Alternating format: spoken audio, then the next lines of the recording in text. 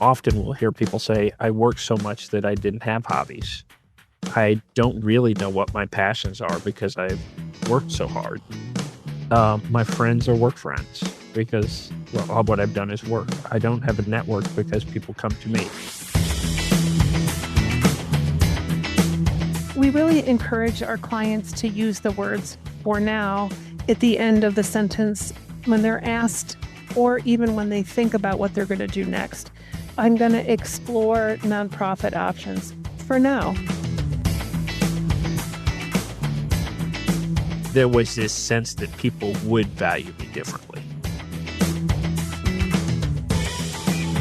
The retiring person thinks about what they're going to do, but they don't think about what their spouse or partner is, how it's going to impact them. Top 2 or 3 fears we see when they leave their big job. Welcome to the Stubbornly Young podcast for people in their 50s, 60s, and beyond who have a mindset that drives them to stay engaged in the world and relevant to the younger people in their lives. I'm Dave Tabor. I haven't got this whole Stubbornly Young thing fully figured out, and I'm frequently thinking about how to do this, what to learn, what to try, what to think. And to that end, in this episode, I'm joined by Leslie Braxic, PhD, and Mark Linz. They are the authors of Revealing Your Next Season, Reflections on 10 Years of Supporting Leaders Transitioning from Intense Careers to Fulfilling Next Seasons. They also lead a consulting practice called Your Next Season. Leslie and Mark, glad you're with me on Stubbornly Young. Thank you. Great to be here. Absolutely. Thanks for having us, Dave. You're welcome. The three of us are in different rooms. So, listeners, if we step on each other, that's just what's going to happen. But together you have built this business called Next Season. Talk about where that came from and, sort of how you serve your clients now. We recognize the need that executives we were working with were facing around what happens next, and the recognition that whatever this retirement thing is just doesn't really have any meaning anymore, but really that life is really a series of seasons, and that we transition from season to season in our lives. And this is a big transition when you transition out of your major career to what you're going to do next, worthy of noting, worthy of understanding, and worthy of supporting people through. And that's where we came to really name it Your Next Season. What is special about how leaders who had, say, intense, and you say that intense careers might approach their next season versus people who perhaps had, less intense careers? I think there are a lot, probably more similarities than differences between both. But with intense careers, you tend to have your identity in your job. You tend to work crazy amount of hours. You give up a lot of the things that you really need in the next season. And so, often we'll hear people say, I work so much that I didn't have hobbies. I don't really know what my passions are because I've worked so hard. My friends are work friends because, all what I've done is work. I don't have a network because people come to me, and so on and so on. So everything you need to really transition into that next season, you've given up because of that intense career. And so that's one of the real differences that we see, and one of the things we see pretty consistently. Yeah. And you said they're more in common, but you just described some really different kinds of elements to people who've had. There are some differences. Yeah. Yeah. I mean, what's in common between people who had less intense careers, but still are finding challenges with this next season? One of the things I would say is that in common is the view that you can have an incredible purpose in that next season. I think there was this view when I was growing up that once you hit 65, and you retire, you're done. You do nothing. And your life is you're kind of on the wind down.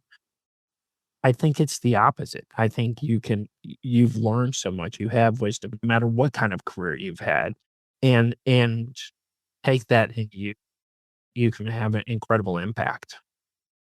So I noted in the foreword of your book, I actually read the foreword. I don't know why. I could almost sometimes just read that and be done, but I read your whole book, which I really enjoyed. And in fact, I'm going to show listeners I want to make sure we get a shot of it, me with your beautiful book.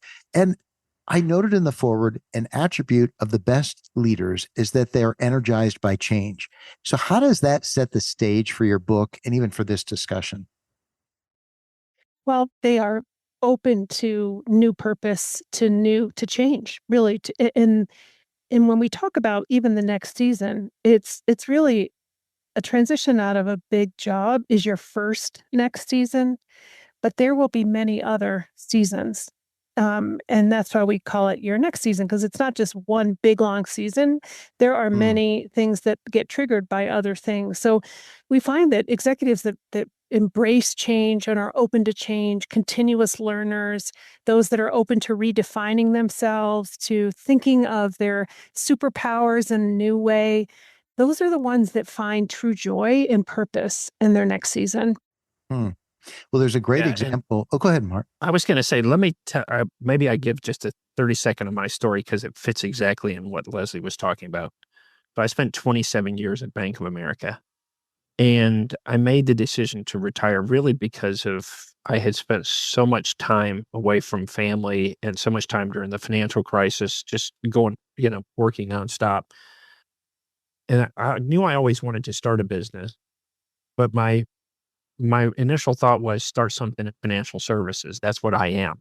I'm a financial services person. And Leslie came to me with this idea of starting my next season. And at first it was like, but that's not me. Mm, And when we had the conversation about what we wanted the business to be and the impact, it kind of widened my aperture of, wait a second, what I have done is different than I'm more than just a financial person, and yeah, my yeah. experiences are more than that. And I pivoted and made a change, and that's what we see in people, that ability to pivot and make a Pivot. change. Yeah. So, do you feel like, normally we think of the next season, I think we think about like non working kind of thing, not a transition to not working, but you've transitioned to a different working. Yeah, and I would say just the clients that we work with, the executives that we work with, we see kind of 3 groups of people, I would say. One is there are some people that just say, I don't wanna do anything. I really wanna focus on," and I wanna focus on families. I wanna focus on friends. I wanna focus on the things I couldn't focus on in my career. We see probably the largest group that says, "I want a portfolio of activities. I wanna stay busy. I wanna have impact. I wanna teach at a university. I wanna be on a board. I wanna be on a board of a nonprofit. I wanna give back. I wanna mentor. I wanna have a portfolio of activities that gives me flexibility."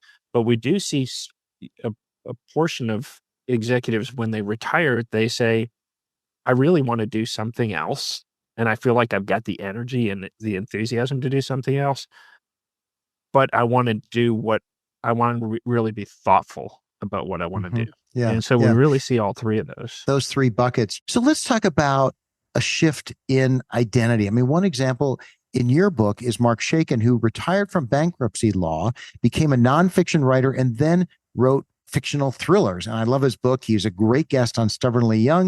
And we talked a lot about how to manage a shift in one's identity, not just in our own mind, but also how on others perceive us when we make these changes. You want to talk about that? Sure, it's not uncommon that an executive becomes known by a job title or by a role that they played. When they introduce somebody, what do you do? I am treasurer of Bank of America. I am this, I am that. So it just becomes their identity and who they are in their community and not only just at work, but outside of work. So when that goes away, there's this stutter step of who am I now? And how do I introduce myself? And it really, we work a lot with clients to help them define themselves not by the job they held or the title of the job, but by their interests, their passions, what they care about, what they think about, and helping them to realize, who they are outside of work. So what might that sound like if someone had been even say like they've been a mail carrier or a cabinet maker? What might that sound like differently? That have spent my life working with wood and whatever they're doing next. I'm now teaching children how to work with wood or, Hmm. it's part of it is defining themselves not by their title, but by what they do. So I love to mentor young people or Mark, I wanted to start a new business. I wanted to be an entrepreneur. So he wasn't defined by being, a finance executive, but he was a person who knew how to solve problems, who loved making decisions, who loved to lead, who was drawn toward the unknown, who could, take chaos and create order. That's who Mark Yeah. is, Yeah. that Yeah. and that, that identity. So we talk about, Dave, the idea that the body of the arrow is unchanged. That's your career history, but the point of the arrow changes. So you might take those gifts and that strong, that wisdom, and now apply it to leading a nonprofit or to volunteering or teaching or, just being more present with your family. Well, I was struck by, and I'm going to turn to you in a second, Mark. I was struck by Mark Shaken because I'm like, I kept hammering on him, like, don't people think you are just sort of ridiculous going from a bankruptcy attorney to writing thriller novels, and I actually thought, well, is this going to be, was it somewhat embarrassing to tell people that this is what you want to do even before he was successful at it? So yeah, I mean, you must encounter that all the time. It is hard because and let's go back to what Leslie was saying. What is the first thing you're asked when you meet most people? What do you do? You walk into a Yeah. party, what do you do? And so all of a sudden you're not doing what you do. And that's universal amongst all of us. We all and so then what do I do? Because often I found myself even when I started the company, I would say I my former job was this because it was my identity. Yeah. And then really kind of it had to reshape because, to what I was doing now and to really who I was versus the job that defined me. Yeah. Is there a sense that people value you differently, or maybe not you too, but value some people differently because of this change of path? I'll speak for me. I think there was this sense that people would value me differently. I think what surprised me is that people didn't value me different. Actually, I would say in some cases valued me more. And I think the fact that the impact that my next season was having, the type of company we built, the care that we have for our clients, I'll have people come up and say, "That's absolutely amazing," and I love that you've completely changed your career. I didn't expect that. I expected everybody to focus on my first career, um, but I think there is this feeling that that's what they're gonna focus on, and it's not gonna be the same, but it's, I think, sometimes even better. Hmm. Yeah. Leslie, do women and men see shifts in identity differently? Do they handle it differently? I don't think there's absolutes that go by gender lines, but I think in general, women are known with a broader set of titles than just their job title. They're often the mother, their work outside of the job on behalf of the family or with the children. I think their portfolio starts earlier, without choice. They play a key role with the extended family. And so that remains,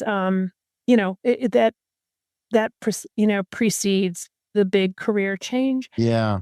But I think when you love what you've done and you have devoted your life to that change and that loss of identity is hard, uh, regardless of gender. What about age?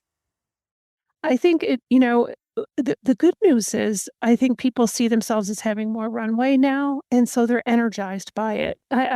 We've been at this for 11 years. I've yet to meet the client that thinks they're about to perish, and that, that are kind of feeling as though their mortality is, imminent. It's quite the opposite. I think they're energized by how well they feel. They're and even their excitement to focus on their health and their well-being and to value that differently and to be able to give time and space to that. Yeah. Well, last thought along these lines, and that is, I loved in your book the idea of moving through a mental transition using the phrase "for now." And so, listeners, this is like a tip in the middle of the podcast. This is like a tip. So, Mhm. explain that and how to use it. Leslie, I'll let you explain that. Sure. We really encourage our clients to use the words for now at the end of the sentence when they're asked or even when they think about what they're going to do next. So I'm going to explore nonprofit options for now. I'm going to volunteer and do this work for now. I'm going to explore some boards. I'm going to, because of this, back to your very first question, Dave, because it is a first next season, once they're in it, it's like a tree and new branches open up and they meet new people and they discover new possibilities. And some of them might be actually more interesting to them than the ones that were presented initially when they started down that one branch. And Mhm. we say take 100% structure, have a plan, and be 100% flexible. Be willing to shift your plan because you can. Yeah, that whole "for now" seems like it'd be empowering. So you don't have to actually make hard decisions, right? It is. It It is. really is. And one thing, real quick, Les, that people say is when you go back to the introducing at a party, you walk up to somebody at a party and you don't you say you don't know what you're going to do, or everybody wants to tell you what you're going to do then, which can be really tough. Yeah. And You should Yeah. do so, this. You but should, the yeah. for now gives you that freedom, exactly like you said. Yeah. Yeah. Um, Question for you too. I mean, I think about, and I'm still working full time, but I can see with the day when I won't be. And leaders are used to providing sort of wise input, being valued for their input, and so forth. And um, you have an example in your book from Leanne Carrette, uh, and she's a former CEO of Boeing Defense, Space, and Security. I mean, a massive title. Right. And this whole idea of being able to provide wisdom and so forth. Like, I hope I can. And I want to. Like, I've learned all this stuff. I've become so valuable. I want to share it. I want to impart it on my friends and family. But where do I put that? Where did Leanne put that? Leanne put it, I mean, that's exactly what she sought in her next season work was where do I channel this energy, this calmness under pressure, this wisdom? Where do I put that? Because and we see this with a lot of our clients that are like Leanne that just have a lot of gas left in the tank and they want to make a difference with it. So Leanne is on 3 public boards. She's advising on a PE board. She's an executive at residence at her alma mater, Emory-Riddle. She has received several national awards lately from Air and Space. And she's a My Next Season advisor. She actually, Hmm. about a year into her transition, because it was quite a, dramatic transition for her, was wow, how much people would learn from her Hmm. Yeah. experience and the wisdom she had amassed in that process. And I think if she were here, she would say she's as happy or happier than she's ever Hmm. been. But it wasn't a here to there. And that's the Yeah. thing that there's a crossover and it's sometimes very painful. Well, and then Mark, there's on the other kind of almost seemed different to me that you have another example, Jerry Thomas, who is the former chief diversity officer at Bank of America, who talked about recalibrating how one views their value. So is that different from what you just explained with Leanne? I wouldn't say that she recalibrated her value. I think it truly is her next season. I think she takes all of what she gained, her skinned knees, her successes, her joys, and I think she's repurposed them in new ways and she's finding tremendous joy. She even entered a cake into, a county fair where she lives because it's something she had always wanted to do. We had a client very early on. She was one of the top executives at Vanguard. And when we really talked to her, like, what is it that you are most excited to do? She said, 5 years ago for my 50th birthday, my 4 daughters gave me a sewing machine and it's still sitting in the box and collecting dust. And they gave me that sewing machine because they always heard me say I wanted to learn how to quilt like my grandmother. And so part of what we helped her do was to find, near where she was going to be living, where she could take lessons on that particular brand of sewing machine to learn how to quilt. And that was so thrilling for her. And she was being sought after by big boards. And that was really in her mind more of the same. But what Yeah. she really wanted was to honor something that was deep in her heart that she had never really been able to give the time and space to. Yeah. So I think there's things like that that emerge that can be honored in your next season, and that's part of the specialness of the transition time. Yeah, Mark, I don't know which one of you wrote this in the book, but you referenced learning from your youngers, which I thought was super cool. Because, like, how do you juxtapose that with sharing wisdom? To me, and Leslie and I both believe in this. A few things that I'll say here. One is, I being a lifelong learner is incredibly important, and it's incredibly important as we grow older to continue to learn. One of the things we hear that particularly executives miss or leaders miss is that intellectual curiosity, that constantly being intellectually challenged. Um, One of the great ways to learn that we often don't take advantage of is from the younger people, and whether it be we spend time with our team on little things, how to do better PowerPoint presentations, Or the how use not to? exactly or the use of AI, pulling Yeah, in yeah, people with AI expertise. Um, I joined the board of a startup that was an AI startup, started by a young person that I was mentoring, and I did it so that I would learn, yeah. to help him, but to learn about artificial intelligence. It's that constantly desire to learn, but Yep. realizing the younger generation can teach us an awful lot, Mm. and that's something we both really believe in. Yeah, I'm glad to hear that. I'm certainly on board with that thinking. I mean, that's one of the whole premises is of Stubbornly Young is to stay relevant to the younger people in our lives. And learning from them, I think, is probably a really good way to do that. There's so much to be gained. I mean, that's a generation that's hardwired to collaborate.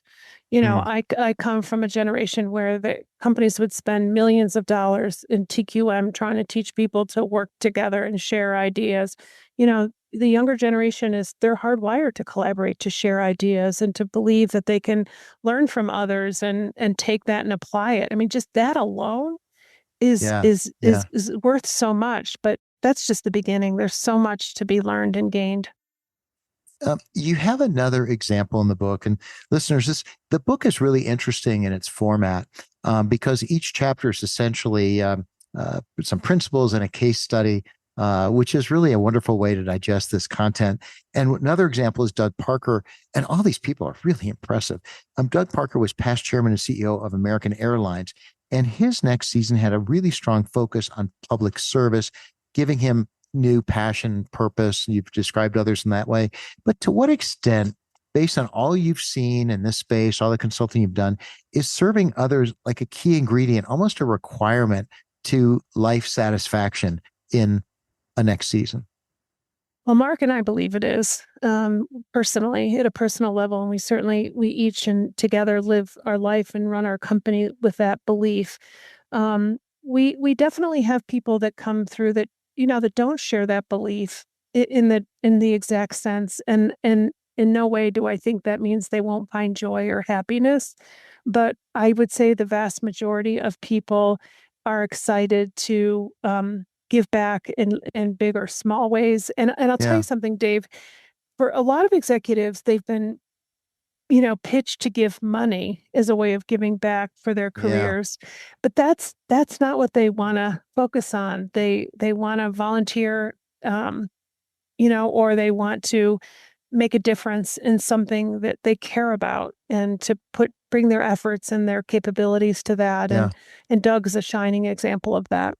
Yeah, Mm, and we do see that. I'm gonna tell one quick story because I think it's really relevant, but we do see that consistently of people wanting to give back. But at the beginning of the book, we talk about a client, Liam McGee. He was a good friend of mine. Leslie coached him. He was the CEO of Hartford. He had to retire early because of illness.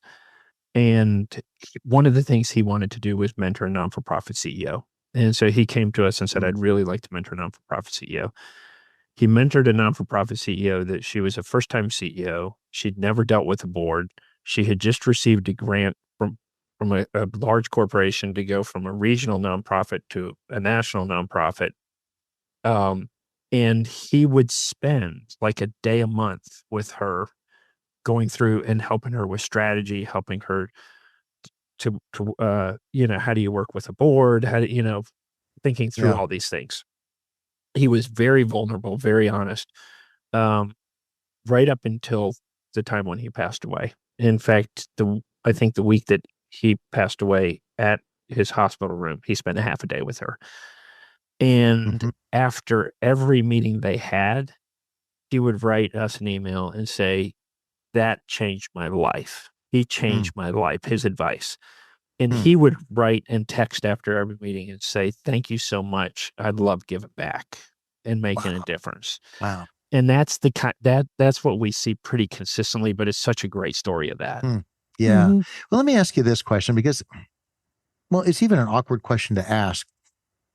And that is this, like, is there some sort of value continuum around purpose? I mean, you just described a great example of somebody who wanted to give back. There are people who want to feed starving children, and there are others whose purpose stated when they stop working is to have a single digit handicap. So, is there judgment around that? Should people feel as though, wow, if I expanded my desire to give back, my life would be better? I mean, how should we think about that? I think sometimes people will state something like a single digit handicap as a goal, but when you listen for the sentences 2 through 5, and because I love to golf with my son, Mhm. or because it's something I get to do with my oldest friends, or Mm. because I do a golf outing with there's usually Something deeper.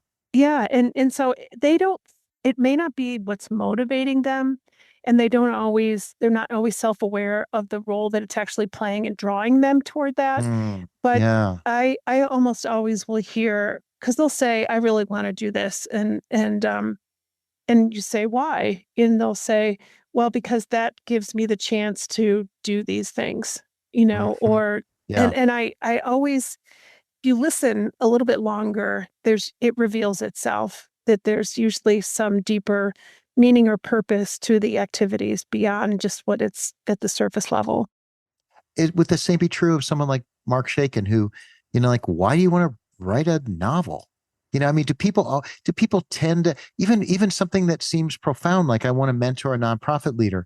Is there something deeper that you talk about with these folks? Oh, yeah.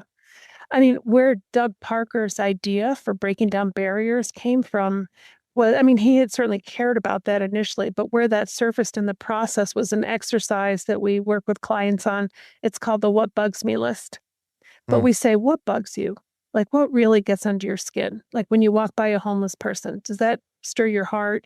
Do you wake up and see snow in July and think, "What's going on with climate?" Like, what is it that troubles you? What is it that worries you? What lives in your heart that you really care about? And it was that, and Doug said, "I'll tell you what, less than 3% of all commercial pilots are persons of color. You don't even need to have a college degree to be a commercial pilot. You need about $100,000 to go to flight school, but inside of 10 years, you'll be a millionaire."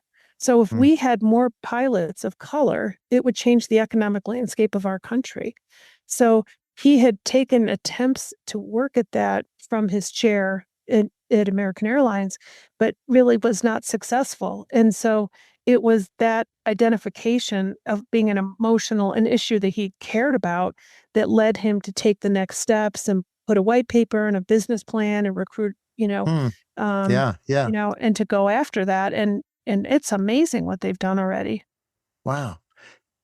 Mark, let me ask you about a couple of tactical things. One is, and you've got a chapter on partner framework, and we could do a whole nother session on just that. So we can't get into all of it, but here's what I want to talk about. That you're referring to really a deep discussion with one's partner about 6 or 7 topics of a next season. So again, without going to a whole framework, I mean, talk about the need to align or at least communicate around next season with one's partner. I think it's incredibly important. And I think that often the retiring person thinks about what they're going to do, but they don't think about what their spouse or partner is, how it's going to impact them, or even often getting their input into what they're going to do. and having that communication. And sometimes we don't even know how to communicate that. We're kind of go through and we plan the way we did in our business. Right. We plan out what we're going to do without ever having the conversations at all. And I think Yeah. that's we see that very common. It's incredibly important to think through and to have the conversation. We have a client that, and now he's an advisor, and I love it. He sat down and they put together a little, if we have a video of them sitting next to a yellow board that they have sticky notes all over what they want to Yeah. do and over the next couple of years. And they each have a glass of wine and they do it like once a quarter. Uh-huh. They've made a little fun activity out of it in the glass, That's but cool. they talk through, here's what he wants to do. Here's what he wants to do. How can she help him? How can he help her? How do they both, what do they want to do together? How can they help each other accomplish, what they both want to do? Um, he had been the executive. She really wanted to open an art gallery. She opened an art gallery. She ran it. He helped from the sidelines, her run it. But it's that understanding and that communication is so Yeah. incredibly important. Well, I hope if we're all happy, right, at the end of this session, we'll agree to circle back and do a whole session on this partner framework. It really seems quite insightful. And, but I want to move on because I have another question. Again, tactical, Mark. You have a section in the book about networking, and that really surprised me. And then it intrigued me because it encourages networking. And my first thought was like, I'm done with that. I don't have to do it anymore. I don't want to do it anymore. And then as I start thinking about it, I'm like, what a cool way to meet new friends, to have new stimulating ideas. I mean, is that where that comes from? Yeah, I think of it slightly different than the traditional networking. I think of it as building relationships. So that would be one thing I would say to start. It's incredibly, incredibly important. The Almost anything you want to do in that next season comes from networking. If you want to be on a corporate board, vast majority of corporate board positions come from networking. Hmm. Vast majority, if you want to teach at a university, vast majority come from networking. They don't, some come from searches and so on, but they vast come from networking. And it is building relationships. I mean, one of the things that is so important is having community, and you you you you can lose your community when you leave your job, and having that, networking and building relationships, like you said, is so incredibly important. So to me, it's one of the most important things you need to do when Hmm. you leave is to be networking. But it's often hard. It's surprisingly hard for people because we network when we're young and we kind of quit networking. Kind of And coast then on where you are. Yeah. exactly. And then you don't have to network in your job, Yeah. Yeah. and Yeah. you don't. And all of a sudden you leave, and I'll get people that will come to me and say, okay, I'm, I don't even know how to network. How do I even Yeah. start Yeah. that? Yeah. Um, but I'll also have people that come to me and say, yeah, I decided I was going to start networking and I met so and so who probably could help me more than anybody in the world with what I Hmm. want to do. But the Yeah. great thing is we become great friends. And Yeah. if they Yeah. help me, that's a bonus, but I don't need them to help me. I just want their friendship. I built a relationship, and I think that's really the key. Cool. All right, a couple more questions as we wrap up. Stubbornly Young, as I mentioned, has a really strong focus on staying relevant to the younger people in our lives. For me, that means staying up on the changing world, particularly technology. Mark, you talked about being on a board specifically because you wanted to be involved in AI. But what's your experience, both of you, been about the impact of staying relevant to your clients, others' ability to actually have a happy next season? Is it just me, or is this a real pattern everybody should pursue? We would support your point of view, Dave. It's incredibly important, and I think it's one of the greatest fears when executives transition out of their core job is, will I still be relevant? And so part of what we try and help them find are ways to take and repurpose. We call them their superpowers, but to really so that they can continue to find and feel relevant. because I think, and we see, I would say it's in the top 2 or 3 fears we see when they leave their big job, because, they are a magnet, and the world is full of nails when they're in those big jobs, Mm, right? mm. And then they lose that magnetic power when they step out, and it's, who am I now? And so they have to figure out how to make themselves relevant and how to pursue that. We think it's incredibly important. Mark, what would you add? No, I agree 100%. And I do think staying relevant and engaging with the younger generation and in general with what's going on in the world is so incredible. I mean, is so needed, not incredible, but and it's so Yeah, important. yeah, Just that to know to dig in and understand and think about and so on of what's going on. yeah. Uh, and the prior episode of Stubbornly Young, I had an expert on AI, and that was so fun for me. And I took some of his tidbits of advice about how to actually engage with it. It's been super fun. All right, last question. And what ends for each of you separately, with all your experience helping clients now through the years plan for successful next seasons, some were retirement, some weren't. As you mentioned, there are a few different buckets. Like, what's the one thing that you think will be most important for you as you continue to look at next seasons? I think the most important thing is is a little bit of what you've landed upon about relevance, but I think bringing a spirit of gratitude to whatever we do has a lot of underpinning of things I care the most about. I think bringing a spirit of gratitude means you notice the world around you, and people's contributions and role in that. It means that you have empathy, um, for other people's circumstances, in order to have gratitude for the circumstances that you're in. And I think it also ensures that you're purposeful and intentional in how you live your life and in the choices that you make, and that there are unintended consequences sometimes to our choices, even though it's not what we intended. So I think for me, the most important thing is just having a spirit of gratitude. And I think the things that underpin that are the things probably I value the most. Thank you. Yeah, Yep. Mark. No, I really like that.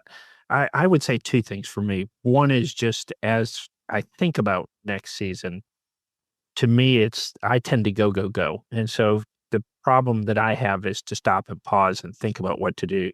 So to me, that's one of the things we tell our clients is stop, pause, really contemplate, take the time to think about what to do. And so to me, that's kind of a lesson even to myself that I have to do that. Mhm. Number two is the thing that has really hit me is the impact that we can have, even the words that we say can have, and particularly on the younger generation. And so to me, that's the area that I really want to continue to give back to Mhm. is that younger generation. And I find myself constantly thinking about that generation, whether it be uh, anywhere from my kids to young professionals that come to me, and a wide range. But Yeah. we can have such tremendous impact and taking advantage. You can either have impact or you can do nothing about the impact. And I'd love to have impact. Yeah, yeah. It's what you said really brought a note back to me. I mean, I learned years ago when I had my own company, I did this like it was like an outward bound retreat or something. And somehow one of the lessons came across that because I was a go, go, go person and you're encouraging your clients to pause, one of the lessons came across to me was that planning, even pausing, is an action. It is an action. Yeah. And so for somebody that's just driven to act, that kind of gave me permission to act by doing nothing but thinking. Yeah. It was just different. Yeah. And I think we often say not just take time to pause, but make time to pause. And Mhm. that to me it's an action. Like you said, Yeah, it's and yeah, and I think it's so, so, so important. yeah. And Leslie, thanks for your comments about gratitude, listeners, and also Leslie and Mark. You may know one of my prior guests' name is Chris Shembra.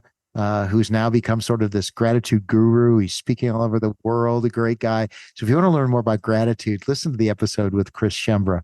So any final thoughts before we wrap up? Just encouragement that each of us have gifts that perhaps we aren't always aware of. And I think many people feel like the end of that major career is in fact an ending, but it really is a beginning of something, quite wonderful and not dissimilar from winter to spring. We may plant bulbs that never come up, but then amazing things come up where we didn't even know seeds were planted before. And so, enjoy the possibilities of what happens in that spring season and just live fully into it. Thank you. Yeah, and I echo what Leslie said 100%. I was going to say almost the exact same thing. Often we think that retirement or when we leave a corporate job, that's the end. And I actually think that's the beginning. If somebody else were saying that, I would say, wow, that sounds really trite. But you two have been helping people discover that with great success. And so hearing it from you two means a lot. So thank you for joining me. Oh, thank you. Let's wrap up. This is episode 19 of the Stubbornly Young podcast for people in their 50s, 60s, and beyond who want to remain engaged in the world and relevant to the younger people in their lives. Leslie, Mark, glad you could be part of Stubbornly Young. Thank you. Great to be here. Thank you for having us, Dave. You're welcome. And listeners, yes, their book is called Revealing Your Next Season. So I hope you'll check that out with more detail. I'm Dave Tabor. If you've got friends and family who are stubbornly young, please recommend that they give this a listen. And if you've got ideas for episodes and content, let me know at dave@stubbornlyyoung.com. Glad you've joined me on this journey.